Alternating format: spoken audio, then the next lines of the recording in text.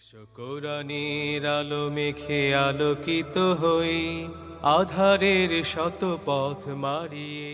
قال يا أيها الناس اتقوا ربكم الذي خلقكم من نفس واحدة وخلق منها زوجها وبث منهما رجالا كثيرا ونساء واتقوا الله الذي تساءلون به والأرحام إن الله كان عليكم رقيبا وقال تعالى يا أيها الذين آمنوا اتقوا الله حق تقاته ولا تموتن إلا وأنتم مسلمون وقال تعالى يا أيها الذين آمنوا اتقوا الله وقولوا قولا سديدا يصلح لكم أعمالكم ويغفر لكم ذنوبكم ومن يطع الله ورسوله فقد فاز فوزا عظيما الحمد لله শুরুতে মহান রব্বুল আলামিনের দরবারে কালিমাতুশ শুকর আদায় করে আলহামদুলিল্লাহ।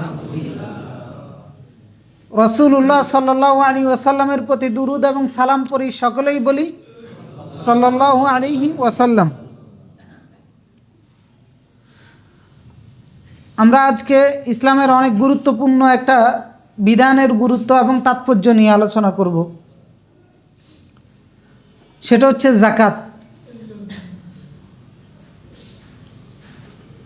যাকাত শরীয়তের অপরিহার্য একটা বিধান এবং যাকাত প্রদান করা, যাদের সামর্থ্য রয়েছে যাকাত দেওয়া, তাদের জন্য যাকাত আল্লাহর দাসত্ব। অর্থাৎ আল্লাহ রাব্বুল আলামিন যে উদ্দেশ্যে সৃষ্টি করেছেন সেই উদ্দেশ্যকে সফল করার একটা অর্ডার, একটা নিয়ম হচ্ছে যাদের সামর্থ্য আছে, তারা তাদের অর্থনৈতিক সচ্ছলতা রয়েছে, যাকাত দেওয়ার ক্ষমতা রয়েছে, তারা যাকাত প্রদান করা, এটাই আল্লাহর উবুদিয়ত, অর্থাৎ এটাই আল্লাহর দাসত্ব। এই দাসত্ব করার জন্যই আল্লাহ তাআলা আমাদেরকে সৃষ্টি করেছেন। এর প্রমাণ হচ্ছে যাকাত শুধুমাত্র ইসলামী শরীয়তেই আবশ্যক করা হয় নাই, বরং আল্লাহ রাব্বুল আলামিন সৃষ্টির শুরু থেকে, আদম থেকে শুরু করে সমস্ত নবীর উম্মতদের জন্য এই যাকাত ফরজ ছিল। যুগে যুগে সকল নবীরাই যেভাবে আল্লাহর দিকে মানুষকে আহ্বান করেছেন, যেভাবে সালাতের দিকে মানুষকে আহ্বান করেছেন, যেভাবে মানুষকে শিরক মুক্ত ইবাদতের দিকে আহ্বান করেছেন, একইভাবে মানুষকে যাকাত আদায় করার জন্য তারা আহ্বান করেছেন। আল্লাহ রাব্বুল আলামিন সূরা আম্বিয়ার মধ্যে নবীদের নামগুলো উল্লেখ করে আল্লাহ তাআলা বলেন, সূরা আম্বিয়ার 73 নম্বর আয়াতে, যে ওয়াজআলনাহুম আইম্মা, নবীদের নাম উল্লেখ করে আল্লাহ বললেন যে ওয়াজআলনাহুম আইম্মা, এই নবীদেরকে লিডার হিসাবে, ইমাম হিসাবে বাছাই করেছেন কে? আল্লাহ। আল্লাহ কর্তৃক নিযুক্ত লিডার ছিলেন আম্বিয়া গরম, নবীগণ। ইয়াহদুনা বিআমরিনা, তারা হেদায়েতের রাস্তা দেখিয়েছেন কার নির্দেশে? আল্লাহর নির্দেশ। ওয়া ওয়াহাইনা ইলাইহিম ফিআলাল খায়রাত, আল্লাহ বলতেছেন আমি তাদের কাছে ওহী করেছিলাম সমস্ত ভালো কাজের। এর মধ্যে কি ছিল? ইকামিস সালাহ, সালাত কায়েম করা, ওয়া ইতাইজ যাকাত, এবং যাকাত আদায় করা। তার মানে নবীদের কাছে ওহী করা ছিল, নির্দেশ ছিল সালাত প্রতিষ্ঠা করবেন এবং যাকাতও আদায় করবেন, যাকাতও প্রতিষ্ঠা করবেন।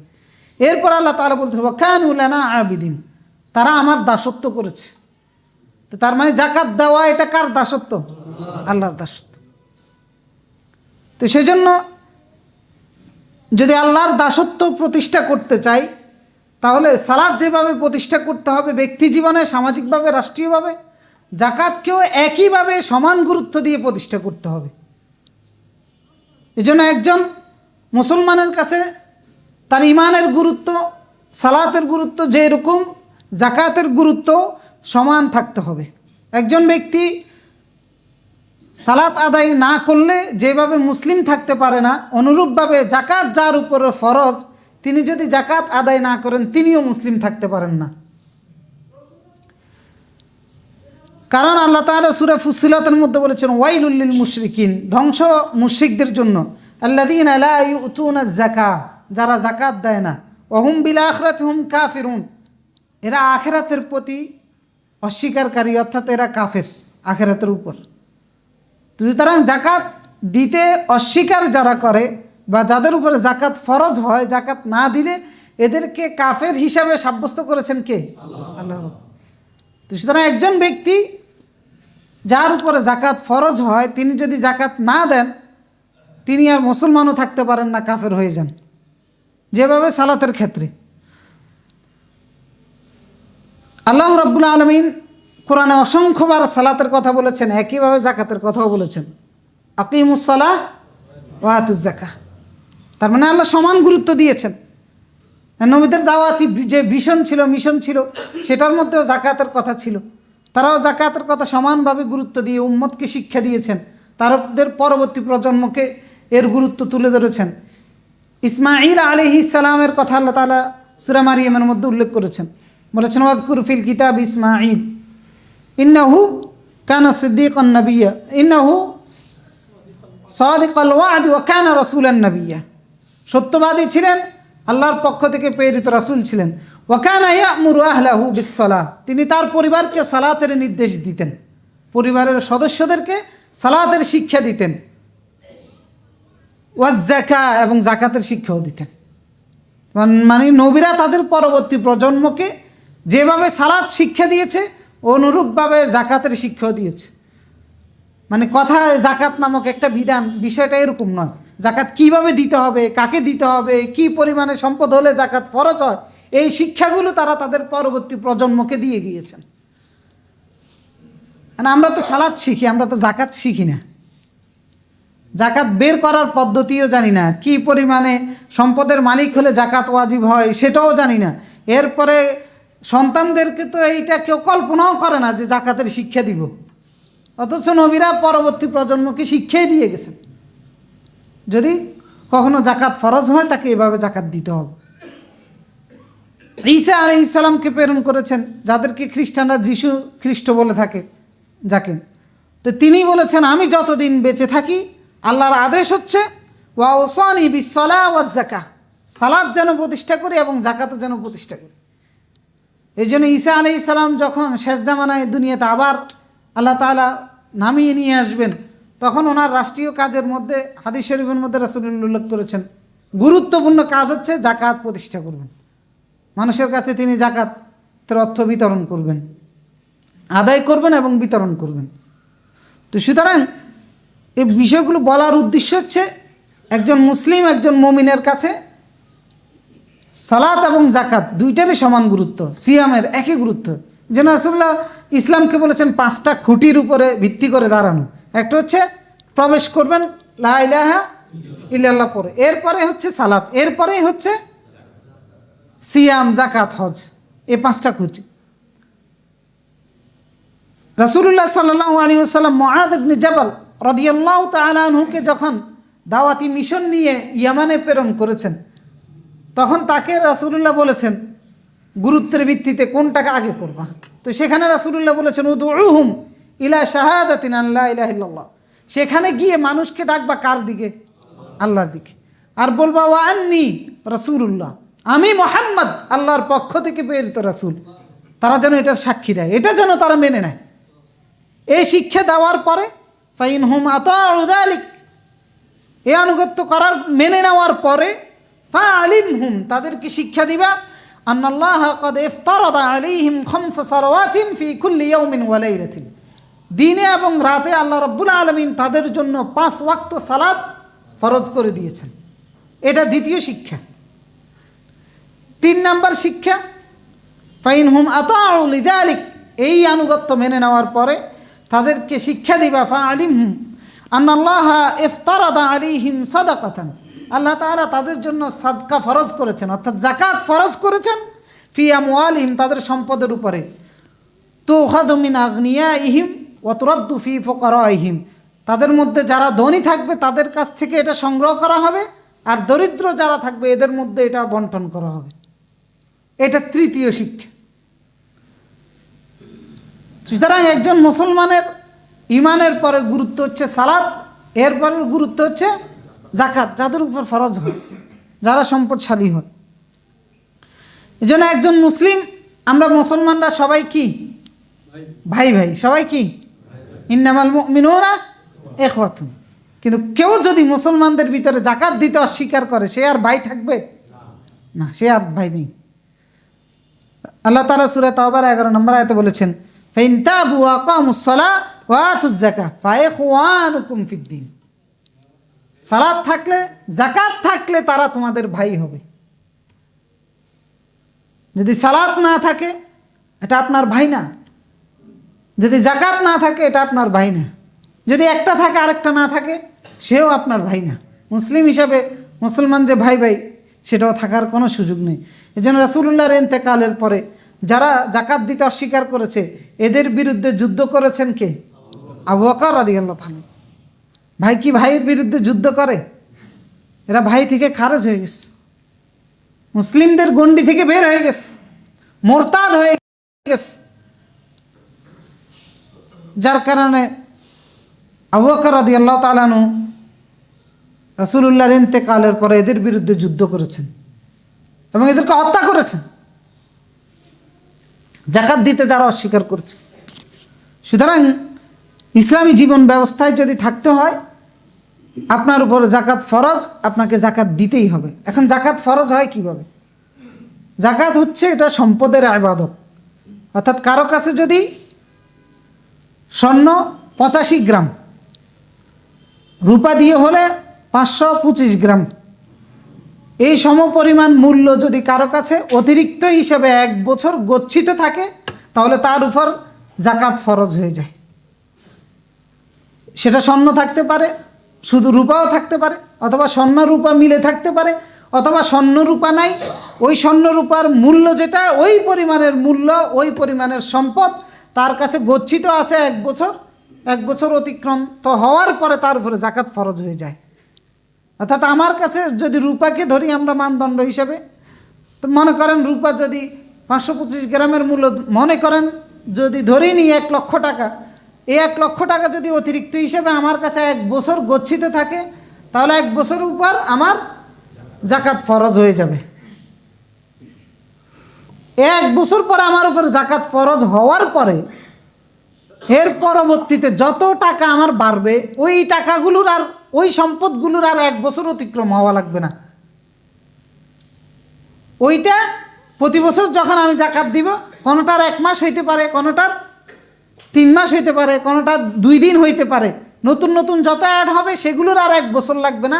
যেদিন আমি যাকাত বের করব ওই দিন দেখতে হবে যে কী পরিমাণে সম্পদ আমার কাছে আছে, আমাকে সেখান থেকে যাকাত দিয়ে দিতে হবে 2.5% হিসেবে।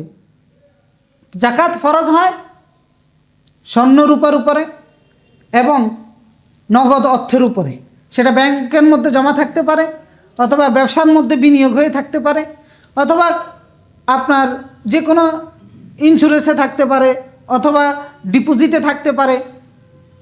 এইভাবে যাদের কাছেই মনে করেন 1 লক্ষ টাকার উপরে, রূপাকে যদি মানদণ্ড হিসাবে ধরি, 1 লক্ষ টাকার উপরে 1 বছরের উপরে গচ্ছিত থাকলেই ওনাকে 2.5% যাকাত দিয়ে দিতে হবে।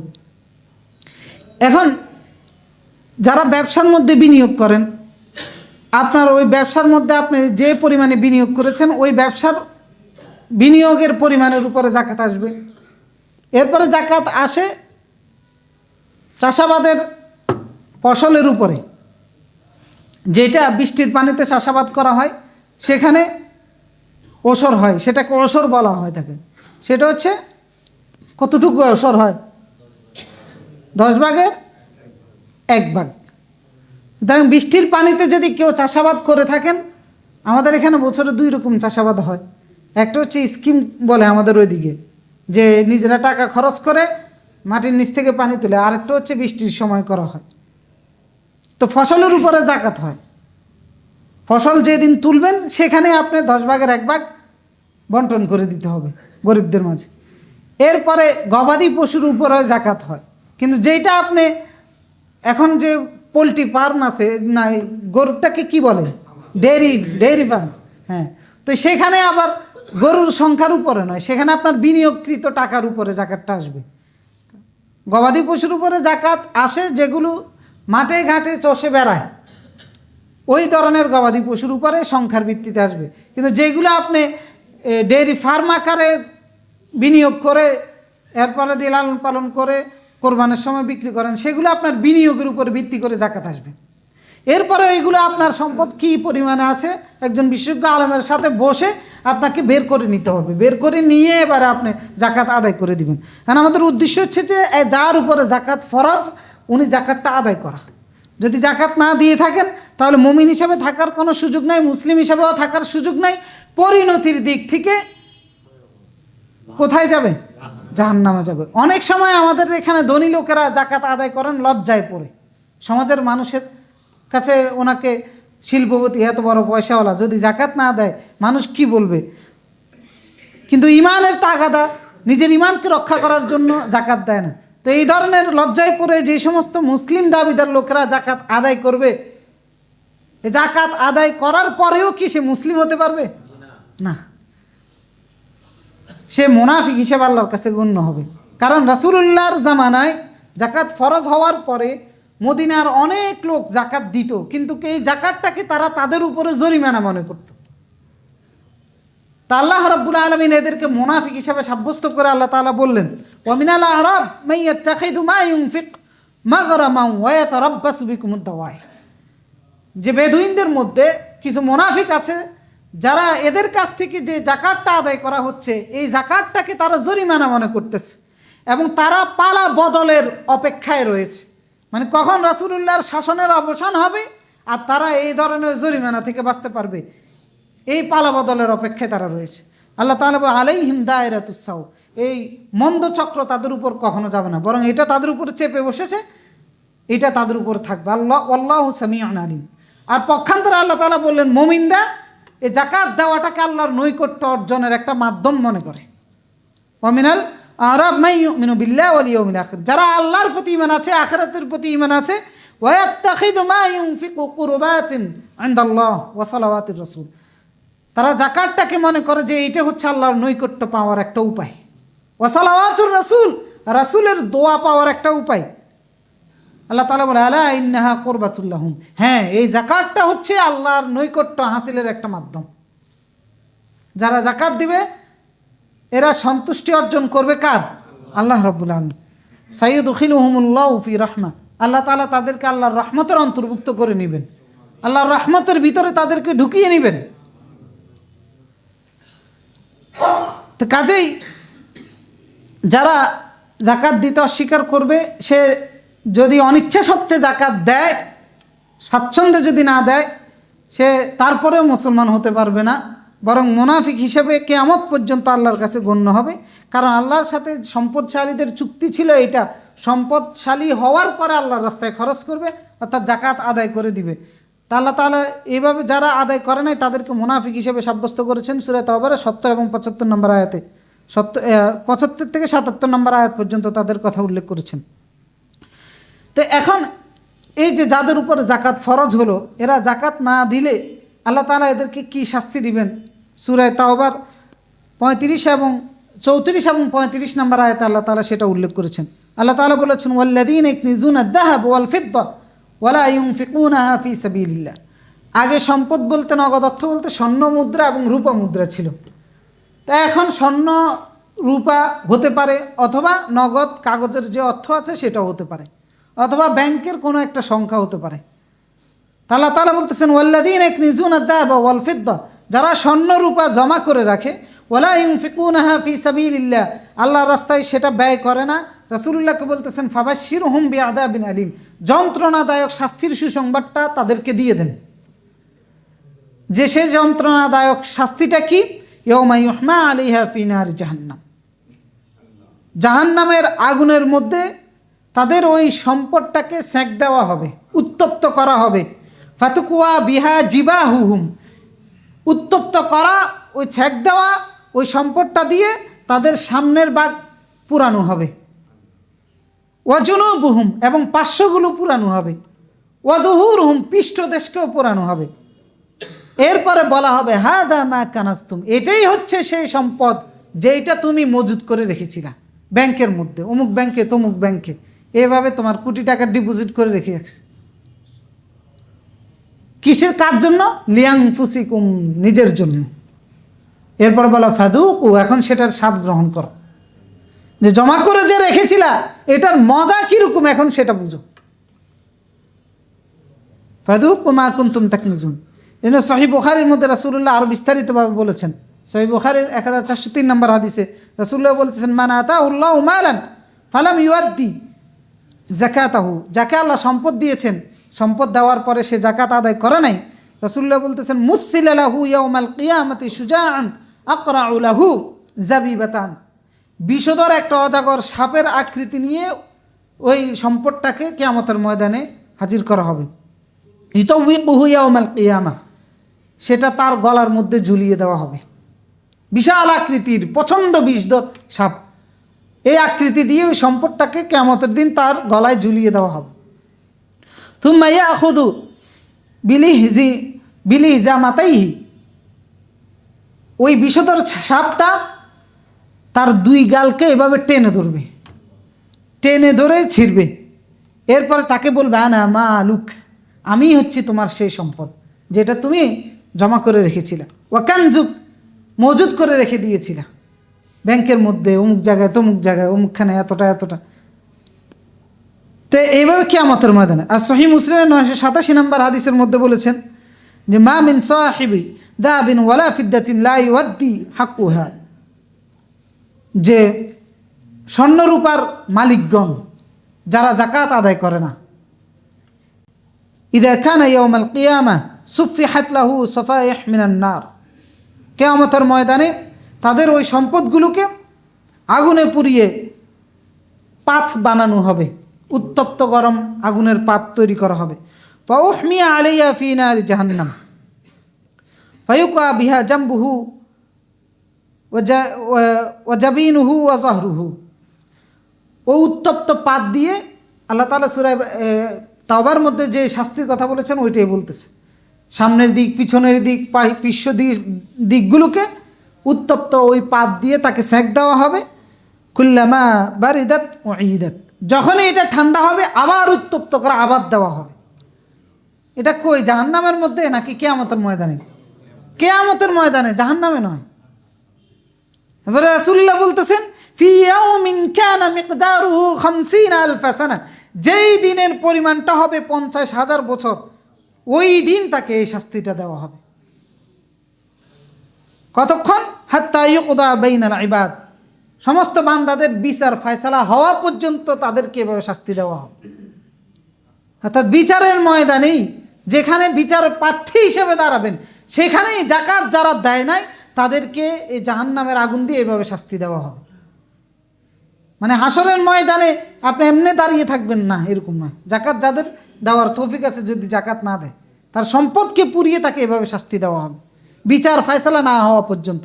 এরপরে বিচার ফয়সালা হয়ে যাবে, জাহান্নামীরা জাহান্নামে যাবে, জান্নাতীরা জান্নাতে চলে যাবে। তো সুতরাং যারা যাকাত দিবে না, সামর্থ্য যাদের হয়, যাকাত যাদের উপর ফরজ হয়, যাকাত না দিলে আপনি মুসলিম হিসাবে থাকার সুযোগ নাই, মুমিন হিসাবে থাকার সুযোগ নাই, এবং আপনার চূড়ান্ত পরিণতি হবে জাহান্নাম। তো এই জন্য একজন মুসলিম হিসাবে থাকতে হলে, মুমিন হিসাবে থাকতে হলে যাদের উপরে যাকাত ফরজ হয় অবশ্যই যাকাত দিয়ে দিতে হবে। জাহান্নামের আগুন থেকে যদি বাঁচতে হয় তাহলে যাকাত দিতে হবে। জান্নাতে যদি যেতে হয় তাহলে অবশ্যই যাকাত দিতে হবে। আল্লাহর ইবাদত করার জন্য আল্লাহ সৃষ্টি করেছেন, আল্লাহর ইবাদত করতেছি এই প্রমাণ যদি দিতে হয়, যাদের উপরে যাকাত ফরজ তারা অবশ্যই যাকাত আদায় করে দিতে হবে নিজ দায়িত্বে। মনে রাখতে হবে যে আপনি যে যাকাতটা দিচ্ছেন, এই যাকাতটা আপনার কোনো দান সাদাকা নয়। অনেকে যাকাতকে দান সাদাকা মনে করে। যাকাত কি দান সাদাকা? না, এটা দান সাদাকা নয়। এবং যাকাত এটা আপনার কোনো দয়া, অনুগ্রহ বা সহযোগিতাও নয়। যাদের উপরে যাকাত ফরজ হয়েছে, আপনি যে যাকাত দিচ্ছেন আরেকজন ভাইকে, এটা আপনার কোনো দয়া নয়, এটা কোনো অনুগ্রহ নয়, এটা আপনার কোনো সহযোগিতাও নয়। এবং যাকাত যেটা আপনার উপরে নির্ধারণ করে দেওয়া হয়েছে, এটা আল্লাহর পক্ষ থেকে আপনার উপর চাপিয়ে দেওয়া কোনো জরিমানাও নয়। বলে তাহলে এটা কি? এটা হচ্ছে আল্লাহ কর্তৃক নির্ধারিত হক অন্যের আপনার সম্পদের উপরে। সুতরাং এটা সসম্মানে যারা এটার প্রাপ্য, আপনার সম্পদ থেকে বের করে নিজ দায়িত্বে সেটা তাদের কাছে পৌঁছে দিতে হবে। এই জন্য রাসূলুল্লাহ সাল্লাল্লাহু আলাইহি ওয়াসাল্লাম তিনি বলেছেন, যারা যাকাত দিবে স্বেচ্ছায় তারা সেটার বিনিময় পাবে, আর যারা দিবে না তাদের কাছ থেকে জোর করে আদায় করে নেওয়া হবে এবং জরিমানা স্বরূপ অর্ধেক সম্পত্তি তার বাজেয়াপ্ত করা হবে। সহিহ আবু দাউদের 1575 নম্বর হাদিস। রাসূলুল্লাহ বলতেন, মান আতাহা মুতাজিরান ফালাহু আজরুহা, যে ব্যক্তি স্বেচ্ছায় যাকাত দিয়ে দিবে সে সেটার বিনিময় পাবে, অর্থাৎ সওয়াবটা পাবে। ওয়ামান মানাআহা ফাইন্না আখিযুহা ওয়া শাত্র মালিহি, যে দিতে অস্বীকার করবে তার কাছ থেকে আমরা জোর করে আদায় করব এবং তার সম্পদের অর্ধেক জব্দ করা হবে, বাজেয়াপ্ত করা হবে। আযমাতাম মিন আযমাতি রাব্বিনা আযজা ওয়া জাল্লা, কার হক হিসেবে? আল্লাহর হক হিসেবে, আমাদের রব আল্লাহ রাব্বুল আলামিনের হক হিসেবে। লাইসা লিআলি মুহাম্মদ মিনহা শাই, মুহাম্মাদের পরিবারের জন্য সেখানে কোনো প্রয়োজন নেই। সুতরাং যাকাত অনেক গুরুত্বপূর্ণ একটা বিধান। যাদের সামর্থ্য রয়েছে নিজ দায়িত্বে যাকাত আদায় করে দিতে হবে।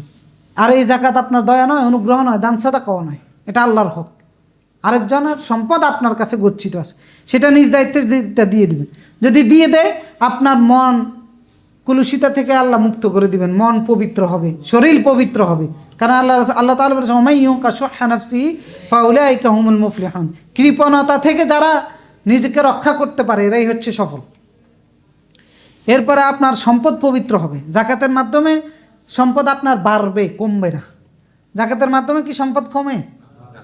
বাহ্যিক দৃষ্টিকোণে কমে, কিন্তু বাড়ে কিভাবে? বাড়ে হচ্ছে যে কোনো একটা বাগানে আগাছা হয় না, অনেক আগাছা হয়। আগাছাগুলো যদি পরিষ্কার করেন ফসল ভালো হয় না খারাপ হয়? ভালো হয়। না, এখন আগাছা কাটতে যদি মনের মধ্যে খারাপ লাগে, আরে এতগুলো গাছগাছালি, ছোট ছোট গাছগাছালি, দেখতে তো সুন্দরই লাগে, আমার গাছগুলোর সাথে সেগুলোও বড় হোক, এখন আপনার গাছগুলো আর বড় হবে? হবে না। আপনার সম্পদের মধ্যে যাকাতটা হচ্ছে ওই রকম, আপনার জন্য এটা আগাছা। আমাদের ওইদিকে আমাদের নোয়াখালী, ফেনী, কুমিল্লা ওইদিকেও মানুষ আম গাছ লাগায় অনেক ঘন ঘন, যার কারণে দেখা যায় আম ধরে। আবার রাজশাহীর ওইদিকে মানুষ আম গাছ লাগায়, একটা গাছের পরে আরেকটা গাছের অনেক গ্যাপ দিয়ে লাগায়। তা আম বেশি ধরে কোন জায়গায়? রাজশাহীতে, কারণ আগাছা কম সেখানে। যাকাতটা বিষয়টা হচ্ছে আপনার বাড়ে, এটার অর্থ হচ্ছে এরকম, অর্থাৎ আপনার যিনি যাকাত দিচ্ছেন ওনার সম্পদটা হচ্ছে রাজশাহীর আমের মতো। আর যারা দিচ্ছেন না, আগাছা মনে করে রেখে দিচ্ছেন, ওনাদের সম্পদটা হবে ওই আমাদের কুমিল্লা ওই অঞ্চল, যে আম দিয়ে পুরো জাতি উপকৃত হয় না, আপনি বিক্রি করেও লাভবান হবেন না, কিন্তু দেখতে আপনার কাছে মনে হবে যে না গাছ অনেক বেশি কিন্তু ফল অনেক কম। সুতরাং যাকাত হচ্ছে আপনার সম্পদের মধ্যে এটা একটা আগাছা। এটা আপনি যখন আদায় করে দিবেন, আপনার যে সম্পদগুলো থাকবে এইগুলোর মাধ্যমে আপনার আরও বৃদ্ধি হবে। বৃদ্ধি হবে মানে সম্পদটা পরিমাণের দিক থেকে বাড়তে পারে, অথবা সম্পদের যে উপকারিতা আপনার পাওয়ার কথা সেই উপকারিতাটা আপনি বেশি পরিমাণে পেতে পারবেন। তো এই জন্য আল্লাহ তাআলা বলেছেন, ইয়ামহাকুল্লাহুর রিবা ওয়া ইউরবিস সাদাকাত, সুদের মাধ্যমে তো সম্পদ বাড়ে না, কিন্তু সেই বাড়াটা আল্লাহ ধ্বংস করে দেন। কিন্তু সাদাকার মাধ্যমে অর্থাৎ যাকাতের মাধ্যমে যেটা বাড়বে আল্লাহ সেটা আরও বাড়িয়ে দিবেন। সুদের মাধ্যমে বাড়বে আল্লাহ ধ্বংস করে দিবেন, কিন্তু যাকাতের মাধ্যমে যেটা বাড়বে সেটা আল্লাহ সংরক্ষণ করবেন, পরকালে আপনার হাতে বুঝিয়ে দিবেন, ওটা রক্ষিত থাকবে। সেই জন্য যাদের যাকাত দেওয়ার ক্ষমতা আছে অবশ্যই যাকাতটা আদায় করে দিবেন নিজ দায়িত্বে। তো ওখাদু মিন আগনিয়াহিম ফাতুরাদ্দু ফি ফুকারাইহিম, ধনীদের কাছ থেকে নিয়ে গরিবদের কাছে সেটা আদায় করে দিতে হবে। যাকাত বন্টনের ক্ষেত্রে আমাদের অনেক অনিয়ম হয়, অনেক সময় আমরা যাকাত আদায় করি, দেখা যায় যে সেগুলো আসলে আদৌ যাকাত আদায় হয় না। কেন হয় না? কারণ এগুলো অনেকগুলো চিন্তা ভাবনা বা অনেক কিছু চিন্তা করে অনেক ধরনে অনেক রকম আমাদের নিজস্ব চিন্তার আলোকে আমরা অনেকভাবে যাকাত আদায় করি। শরীয়তের দৃষ্টিকোণে বা শরীয়তের মানদণ্ডের ভিত্তিতে আদায় না করার কারণে দেখা যাচ্ছে যে আপনি ঠিকই যাকাতের টাকাটা দিচ্ছেন কিন্তু যাকাত আদায় হচ্ছে না। কারণ কি? কারণ হচ্ছে যেমন ধরেন অনেকে যাকাত আদায় করে, সেই ক্ষেত্রে দেখা যায় যে যাদের ভরণ পোষণ ওনার উপর দায়িত্ব ওদেরকেই যাকাতের টাকাটা দেয়। তো এই ক্ষেত্রে কি যাকাত আদায় হবে? হবে না। যেমন মনে করেন প্রাপ্তবয়স্ক ছেলে মেয়ে অথবা বাবা মা, এদেরকে যদি যাকাত দেয় যাকাত আদায় হবে? এদেরকে আপনার মূল সম্পদ থেকে যাকাত দিতে হবে। এরপরে আবার অনেক সময় দেখা যায় যে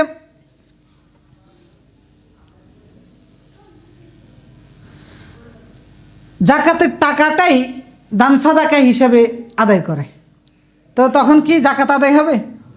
জাকাতের টাকাটা বের করেছে, এখন কোথাও দান করার প্রয়োজন, সেখানে এই জাকাতের টাকাটা দান করে দেয়, তো জাকাত আদায় হবে না। জাকাত এবং দান সাদাকার টাকা এটা আলাদা। দান সাদাকা আপনার মূল সম্পদ থেকে করতে হবে, আর জাকাত হচ্ছে আপনাকে 2.5% এটা বের করে আলাদা করে নিতে হবে। আলাদা করে নিয়ে নির্দিষ্ট যে খাত আছে সেখানে দিতে হবে, যেখানে মন চায় সেখানেও দিতে পারবেন না। সুতরাং দান সাদাকা হচ্ছে আপনার মূল সম্পদ থেকে, আর জাকাত হচ্ছে আপনার অতিরিক্ত সম্পদ। 1 লক্ষ টাকা থেকে 2,500 টাকা এটা আলাদা করে নিয়ে এরপরে বের করে দিতে হবে। আবার অনেক সময় দেখা যায় যে জাকাত দেয় কিন্তু সে অভাবগ্রস্ত নয়, বরং এই দৃষ্টিকোণ থেকে তাকে জাকাত দিচ্ছে যে নিজের কোনো প্রভাব প্রতিপত্তি প্রতিষ্ঠা করার জন্য, যে অমুকের দিলে সে আমার দলে ঢুকবে, তারা দিয়ে আমার এই কাজ করানো যাবে। এই দৃষ্টিভঙ্গি থেকে যদি কেউ জাকাত আদায় করেন, জাকাত আদায় হবে? হবে না। আবার অনেক সময় অনেকে দেখা যাচ্ছে দরিদ্র আত্মীয় স্বজন জাকাত দিয়েছে, দেওয়ার পরে কিছুদিন পরে তারা স্বাবলম্বী হয়ে গেছে, এখন আর তাদের জাকাতের প্রয়োজন নাই, এখন আগের থেকে দিয়ে আসে, আগের থেকে দিয়ে আসতেছে, এখন যদি বন্ধ করে দেয় কি না কি বলে, এই চিন্তা থেকে জাকাতের টাকা তাদেরকে স্বাবলম্বী ব্যক্তিদেরকে দিচ্ছে, জাকাত আদায় হবে? হবে না। এরপরে আবার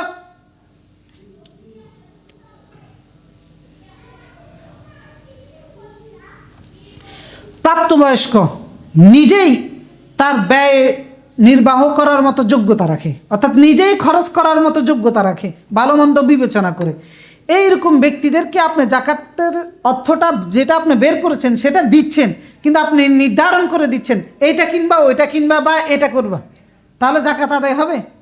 কেন হবে না? কারণ এইটা আপনার সম্পদ নয়, ওইটা তার সম্পদ। আপনি যখন এখানে অধিকার খাটাচ্ছেন তার সম্পদের উপরে, সুতরাং তার সম্পদের উপরে তার মালিকানা সাব্যস্ত হয় নাই। আপনি যাকে জাকাতটা দিবেন সে যদি নিজেই খরচ করার মতো যোগ্যতা রাখে, এটা তার হাতে দিয়ে দিতে হবে। এবারে সে তার ইচ্ছে মোতাবেক প্রয়োজন মোতাবেক খরচ করবে। আপনি যখন নির্ধারণ করে দিবেন তখন তার মানে বুঝতে হবে যে তার মালিকানা প্রতিষ্ঠিত হয় নাই, আপনি যেটা তাকে জাকাত হিসেবে দিচ্ছেন। সুতরাং আপনি যেটা তাকে জাকাত হিসেবে দিবেন সেখানে তার মালিকানা প্রতিষ্ঠা করে দিতে হবে। সুতরাং এই বিষয়গুলোকে খেয়াল রেখে জাকাত আদায় করতে হবে। আরও অনেকগুলো বিষয় আছে, সেগুলো প্রশ্ন সাপেক্ষে আমরা আলোচনা করতে পারবো যদি আপনাদের পক্ষ থেকে কোনো প্রশ্ন আসে, ইনশাল্লাহ সময় তো আরও আছে। সুতরাং হ্যাঁ, আপনি পরামর্শ দিতে পারেন যদি কেউ এরকম হয় অপ্রাপ্তবয়স্ক, তো তাকে সে ভালো মন্দ বুঝে খরচ করতে পারে না, ওইরকম ব্যক্তিদের ক্ষেত্রে আপনি নির্ধারণ করে দিতে পারেন যে এই টাকাটা ওই কাজে লাগাইয়ে, ওই টাকাটা ওই কাজে লাগিয়ে। কিন্তু নর্মালি যিনি নিজের ব্যয়ভার ভালো মন্দ বিবেচনা করে খরচ করার সামর্থ্য রাখে, ওই ব্যক্তিকে আপনি নির্ধারণ করে দিতে পারেন না। সুতরাং এই বিষয়গুলোকে জাকাত দেওয়ার ক্ষেত্রে খেয়াল রাখতে হবে যাতে করে আপনার জাকাতটা সঠিকভাবে আদায় হয়। তো এই জন্য আল্লাহ রাব্বুল আলামিন জাকাত দেওয়ার 8টা খাত নির্ধারণ করে দিয়েছেন সূরা তাওবার 60 নম্বর আয়াতে। সেখানে আল্লাহ রাব্বুল আলামিন 8 শ্রেণীর লোকের কথা বলেছেন, ইন্নামাস সাদাকাত লিল ফুকারা ওয়াল মাসাকিন। প্রথম শ্রেণী হচ্ছে ফকির, দ্বিতীয় শ্রেণী হচ্ছে মিসকিন, অর্থাৎ যারা তাদের নিয়মিত যে ভরণ পোষণ আছে, থাকা খাওয়ার যে আয়োজন আছে, এইটা সম্পাদিত করতে সক্ষম নয়, এইরকম ব্যক্তিদেরকে জাকাত দেওয়া। 3 নম্বর হচ্ছে আল আমিলুন আলাইহা, যারা জাকাত আদায় করার জন্য রাষ্ট্র যাদেরকে নিযুক্ত করেছে যে মানুষের কাছ থেকে জাকাত কালেকশন করবে, ওই কালেক্টরদের বেতনটা জাকাতের টাকা থেকে আদায় করা যাবে। 4 নম্বর হচ্ছে আল মুআল্লাফাতি কুলুবুহুম, নব মুসলিম অথবা যে সমস্ত মুসলিমের ঈমানটা অনেক দুর্বল, সামান্য অর্থের কারণে এদিক সেদিক হয়, এদেরকে ইসলামের উপরে রাখার জন্য। এগুলো কীরকম, আপনারা উত্তরবঙ্গে খাগড়াছড়ি ওই সমস্ত অঞ্চলে গেলে দেখবেন কিছু মুসলিম আছে, অর্থনৈতিক দুরবস্থার কারণে খ্রিস্টান মিশনারিরা এদেরকে কিছু টাকা দিয়ে অন্য ধর্মে দীক্ষিত করে ফেলে। তো এই জাতীয় মানুষগুলোকে ইসলামের উপরে রাখার জন্য, ইসলামী শিক্ষার জন্য এদেরকে টাকা পয়সা দিতে পারবেন। এরপর 5 নম্বর হচ্ছে আর রেকাব, অর্থাৎ দাস দাসী যারা আছে এদেরকে দাসত্ব থেকে মুক্ত করার জন্য জাকাতের অর্থ ব্যয় করা যাবে। এরপরে 6 নম্বর হচ্ছে ঋণগ্রস্ত ব্যক্তি যারা আল গারিমুন, তারা তাদের ঋণ পরিশোধ করার জন্য জাকাতের অর্থ থেকে দিতে পারবেন। এরপরে হচ্ছে 7 নম্বর হচ্ছে ফি সাবিলিল্লাহ, আল্লাহর রাস্তায়। এই জায়গাটার অপব্যাখ্যা অনেক বেশি পরিমাণে হয় আমাদের দেশে, এবং জাকাতের টাকা অনেক বেশি পরিমাণে অপব্যবহার করে এই সাবিলিল্লাহর অর্থকে। আল্লাহ তাআলা যতগুলো কথা এখানে বলেছেন, ফকির, মিসকিন, এরপরে দি নবমুসলিম, এরপরে দি দাস দাসী মুক্ত করার ক্ষেত্রে ঋণদাতা, এগুলো সবগুলোই তো আল্লাহর রাস্তা। আল্লাহর রাস্তা না? তাহলে আল্লাহর রাস্তার কথা আলাদাভাবে কেন বলেছেন? তার মানে এটা আপনি আল্লাহর রাস্তা বলতে নির্দিষ্ট আলাদা একটা রাস্তা, সেটা হচ্ছে যারা মুসলিম মুজাহিদ যারা, তাদের জন্য জিহাদের ক্ষেত্রে। আল্লাহর রাস্তা বলে একবারে নিজের পকেটে অমুকেরে তমুকেরে সবাইরে দিয়ে দিবেন না, সেই সুযোগ নেই। এই জন্য আল্লাহ রাস্তা বলতে আল জিহাদ ফি সাবিলিল্লাহ, আল্লাহ রাস্তায় জিহাদ করার ক্ষেত্রে মুজাহিদদের ব্যবহার বহন করার জন্য এই জাকাতের টাকা আদায় করতে পারবেন। এরপরে 8 নাম্বার হচ্ছে ইবনুস সাবিল, যারা পথিক আছে, মুসাফির যারা আছে, তিনি কোটিপতি হতে পারেন, কিন্তু এখানে এসে দেখা গেছে যে বেকায়দায় পড়ে গেছেন। এখন ওনার প্রয়োজন মেটানোর জন্য জাকাত থেকে অর্থ দিয়ে ব্যয় করতে পারবেন। তো সুতরাং এই খাতগুলোর বাইরে অন্য কোনো খাতে জাকাতের অর্থ ব্যয় করা যাবে না। তো সুতরাং আমরা আজকে জাকাত আদায়ের গুরুত্ব এবং জাকাত দেওয়ার ক্ষেত্রে যে খাতগুলো রয়েছে এগুলোর উপরে আলোচনা করেছি। ইনশাআল্লাহ আরও সামনে জাকাতের উপরে আমরা আরও বিস্তারিতভাবে আলোচনা করব। আজকে যতটুকু আলোচনা করেছি এই আলোচনার ভিত্তিতে আমরা আমল করার চেষ্টা করব। বিশেষ করে সম্পদশালী যারা আছেন তারা অবশ্যই এই গুরুত্বটা বুঝে নিজের সম্পদ থেকে জাকাতটা বের করে আদায় করে দিবেন ইনশাআল্লাহ, নিজের ইমানের হেফাজতের জন্য, নিজের আমলের হেফাজতের জন্য এবং জাহান্নাম থেকে বাঁচার জন্য, জান্নাত নিশ্চিত করার জন্য। আলহামদুলিল্লাহ। এখন একটা অনুরোধ থাকবে, একটা দৃষ্টি আকর্ষণে দিব, আমরা আমাদের মসজিদেও জাকাতের একটা ফান্ড আছে, এটা ব্যবস্থাপনা হিসেবে আমরা এই কাজটা করে থাকি আর কি, যে আপনাদের পক্ষ থেকে জাকাত আদায়কারীর একটা উকিল হিসেবে। তো সেইখানে আমাদের মসজিদের ফান্ডেও জাকাত জমা নেওয়া হয়। গত বছর যে 2005 সালে আমরা 25 সালে মসজিদের ফান্ডে জাকাত জমা হয়েছিল 2,25,600 টাকা। এর মধ্যে বিতরণ হয়েছে, এর আগের বছরের কিছু টাকা ছিল, এর মধ্যে বিতরণ হয়েছে 2,65,000 টাকা, যেগুলো একাধিক লোকের চিকিৎসার জন্য, ক্যান্সার রোগী সহ অন্যান্য রোগীর চিকিৎসার জন্য তাদেরকে দেওয়া হয়েছিল 1,33,000 টাকা, এবং দারিদ্র ও ঋণ পরিশোধের জন্য আর্থিকভাবে অসচ্ছল ব্যক্তিদেরকে দেওয়া হয়েছিল 72,000 টাকা। আর বিবাহের ক্ষেত্রে সহযোগিতা হিসেবে একাধিক ব্যক্তিদেরকে দেওয়া হয়েছিল 60,000 টাকা। অর্থাৎ মসজিদের ফান্ডে যে জাকাতগুলো জমা হয়েছিল এই জাকাতগুলো এই খাতে ব্যয় করা হয়েছে। তো মসজিদের ফান্ডটা এখনও আছে, আপনারা ইনশাআল্লাহ যারা জাকাত দিবেন তারা মসজিদের ফান্ডেও জাকাতটা দিতে পারেন। তো জাকাত দেওয়ার ক্ষেত্রে অবশ্যই আগে নিজের আত্মীয় স্বজনকে প্রাধান্য দিয়ে দিবেন, এরপরে মসজিদের ফান্ডেও যেহেতু সঠিকভাবে একটা ব্যবস্থাপনার মাধ্যমে সঠিক জাকাত প্রাপ্য যারা তাদের কাছে পৌঁছে দেওয়া হয়, তো সেজন্য আপনাদের প্রতি অনুরোধ থাকবে মসজিদের ফান্ডেও আপনারা জাকাত দিয়ে মসজিদের ফান্ডে রাখতে পারেন, এখান থেকে উপযুক্ত ব্যক্তিদের কাছে জাকাতগুলো পৌঁছে দেওয়ার চেষ্টা করা হবে ইনশাআল্লাহ। সুতরাং আমরা চেষ্টা করবো আজকে যে আলোচনা করেছি এই আলোচনার ভিত্তিতে আমরা আমাদের অর্থনৈতিক যে ইবাদতটা রয়েছে এটা যেন সঠিকভাবে করতে পারি। আল্লাহ তাআলা আমাদেরকে সেই তৌফিক এবং সেই বুঝ আমাদেরকে দান করুন। আকুলু কওলি হাদা ওয়াস্তাগফিরুল্লাহ আযীম লি ওয়া লাকুম ফাস্তাগফিরুহু ইয়াগফির লাকুম ইন্নাহু হুয়াল গফুরুর রহিম। আলহামদুলিল্লাহি আলা ইহসানিহি ওয়া শুকরু লাহু আলা তাওফীকিহি ওয়া ইমতিনানিহি ওয়া আশহাদু আল লা ইলাহা ইল্লাল্লাহ ওয়াহদাহু লা শারীকা লাহু তা'যীমান লিশানি ওয়া আশহাদু আন্না মুহাম্মাদান আবদুহু ওয়া রাসূলুহু দাঈ ইলা রিদওয়ানি সাল্লাল্লাহু ওয়াসাল্লাম আলাইহি ওয়া আলা আলিহি ওয়া সাহবিহি ওয়া মান সারা আলা নাহজি ওয়াস্তান্না বিসুন্নতি ইলা ইয়াউমিদ্দিন। সম্মানিত মুসলিমিন কিরাম, আমরা গত সপ্তাহে আপনাদের সামনে একটা বিষয়ের উপর আলোচনা করেছিলাম। যেহেতু আমাদের দেশে আগামী বৃহস্পতিবার ইলেকশন হবে, সেই ইলেকশনকে কেন্দ্র করে আমরা কাদেরকে আমাদের দেশ পরিচালনার দায়িত্বটা দিব, ওই দেশের পরিচালক হিসাবে যাদেরকে বসাবো এদের কি কোয়ালিটিগুলো থাকতে পারে এই বিষয়ের উপর আমরা আলোচনা করেছি। তা আপনাদের প্রতি একটা অনুরোধ থাকবে, আপনারা সেই আলোচনার ভিত্তিতে দেশের নেতৃত্বটা বাছাই করবেন। কারণ এই নেতৃত্ব বাছাই করা যে সুযোগটা আপনার কাছে এসেছে, আপনার হাতের নাগালে এসেছে, এই সুযোগটা আপনার জন্য একটা আমানত। আল্লাহ তাআলা বলেছেন ইন্নাল্লাহা ইয়া'মুরুকুম আন তু'আদ্দুল আমানাত ইলা আহলিহা। আল্লাহর নির্দেশ হচ্ছে তোমরা আমানতকে তার আহলের কাছে বুঝাই দিবা। অর্থাৎ আপনার ভোট একটা আপনার কাছে আমানত, এই আমানতটা আপনি তাকে প্রদান করবেন যে এই ভোট পাওয়ার যোগ্য, আহাল যোগ্য তাকে। আপনি যদি যোগ্য পাত্রে এই আমানতটা না রাখেন তাহলে সেইটা জুলুম হবে কি না? সেটা জুলুম হবে। কারণ জুলুমের সংজ্ঞা কি? জুলুমের সংজ্ঞা হচ্ছে ওয়াদউশ শাইই ফি গায়রি মাওদিহি, কোনো জিনিস যেটা যে জায়গায় রাখার কথা সেটা সে জায়গায় না রাখাটাই হচ্ছে জুলুম। একটা বিড়াল রাস্তা দিয়ে হেঁটে যাচ্ছে, কাঁটা খাচ্ছে, আপনি একটা লাঠি দিয়ে তার পাশার মধ্যে একটা বাড়ি দিয়ে দিলেন। এই বাড়িটা কি দেওয়ার দরকার ছিল? আপনার কোনো গতি করতেছিল? আপনি জায়গায় একটা বাড়ি দিয়েছেন, এটাই জুলুম। তো এটা যত ক্ষুদ্র হোক। তো সুতরাং যিনি আপনার মতামত দেশ পরিচালনা করার জন্য যোগ্য নয়, তাকে যদি আপনি আপনার ভোটটা দিয়ে তাকে দেশ পরিচালনা করার দায়িত্বটা দেন, এটা জুলুম হবে কি না? জুলুম হবে। সুতরাং জেনে বুঝে কেউ জালেম হিসাবে নিজকে প্রতিষ্ঠা করবেন না। তারা নির্বাচিত হয়ে আপনার উপর আগে যে জুলুম করবে, সেই জুলুম করার আগে আপনি জুলুম করিয়েন না। কারণ নিজে যদি জুলুম করেন, আপনি পরবর্তীতে জুলুমের শিকার হবেন।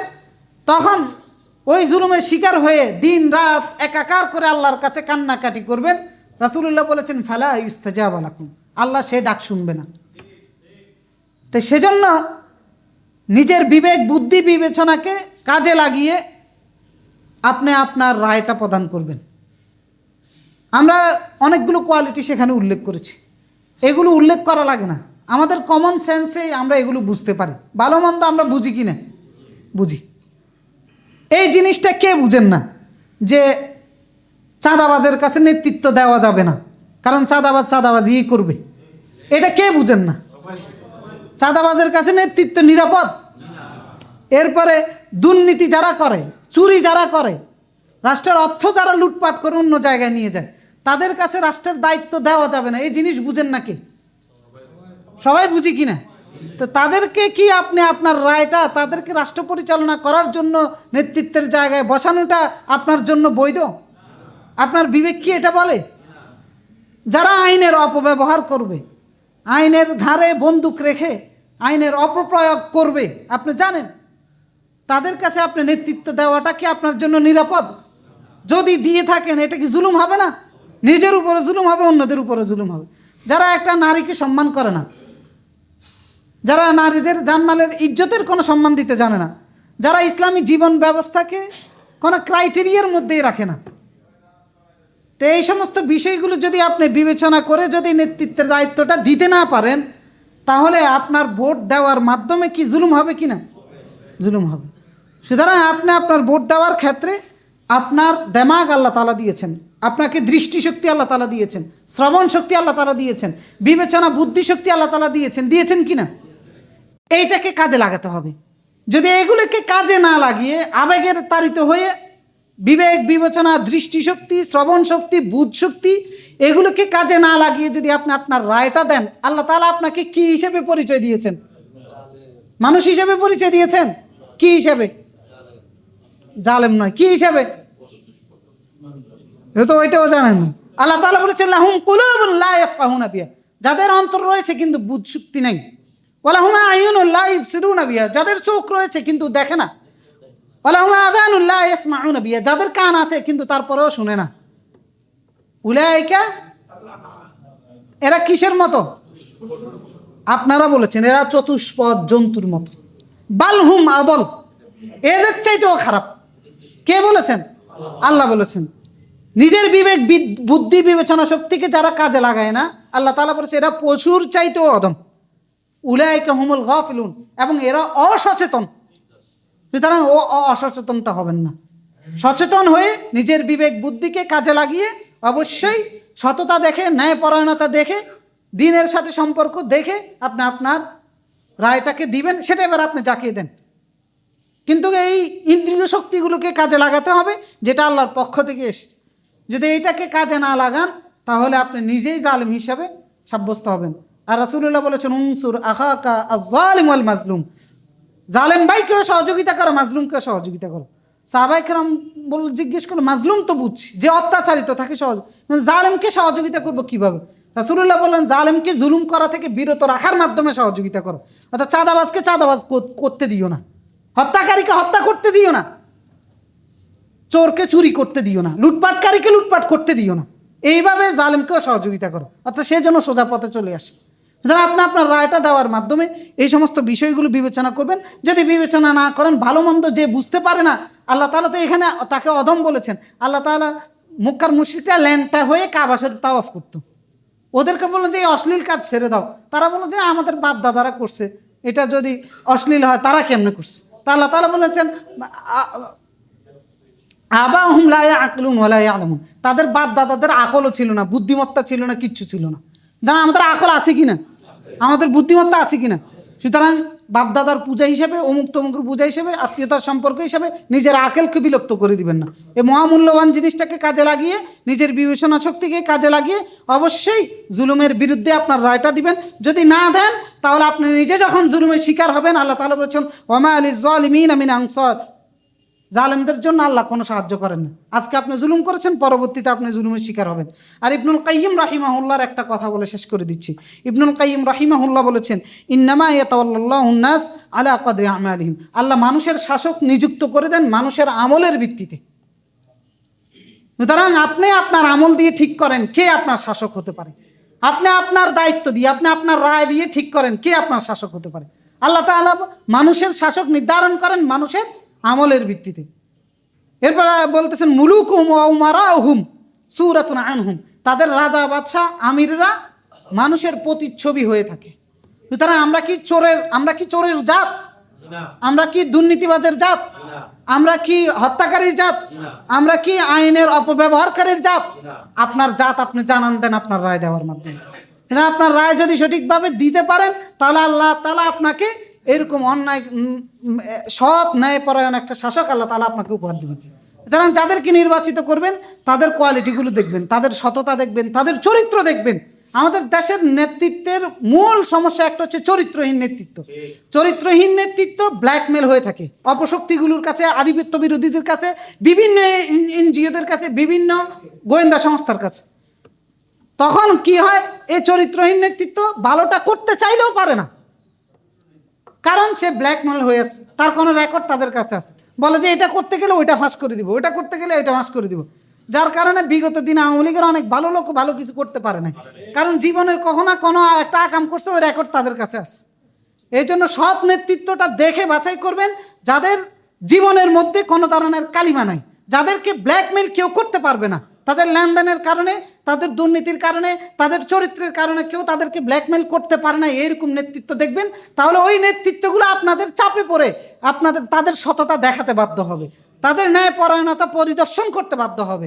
সুতরাং অবশ্যই সৎ, ন্যায়পরায়ণ এবং যাদের চরিত্র আছে এইরকম ব্যক্তিদেরকে দেখে আগামী বৃহস্পতিবার আপনার মূল্যবান রায়টা দেবেন। এরপরে বাকিটা ইনশাআল্লাহ আল্লাহ রাব্বুল আলামিনের হাতে।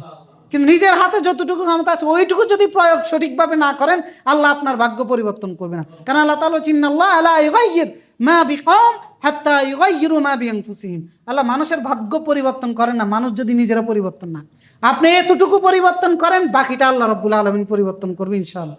যেন আমরা আমাদের বিবেচনা বুদ্ধিশক্তিকে কাজে লাগিয়ে আমরা আমাদের দৃষ্টিকোণ থেকে আল্লাহ তাআলা সৃষ্টিগতভাবে ভালো মন্দের যে জ্ঞান দিয়েছেন ওই ভালো মন্দটা বুঝে আপনার রায়টা আপনি দিবেন ইনশাআল্লাহ। আল্লাহ তাআলা এর জন্য আপনাকে এই দেশে নিরাপদভাবে রাখবেন, আপনার জান মাল সব কিছু নিরাপদ থাকবে ইনশাআল্লাহ।